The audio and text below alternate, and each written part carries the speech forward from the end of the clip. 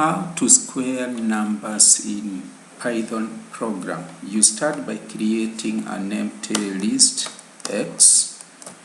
Then you use the for loop to loop through the numbers for I in a list consisting of 2, 4, 7.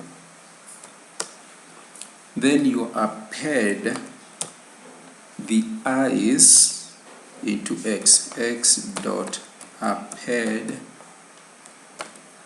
I to the power of 2, and then you print the output, print x.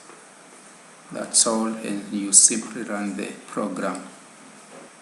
This is the output. We have simply squared the values of the numbers in the list.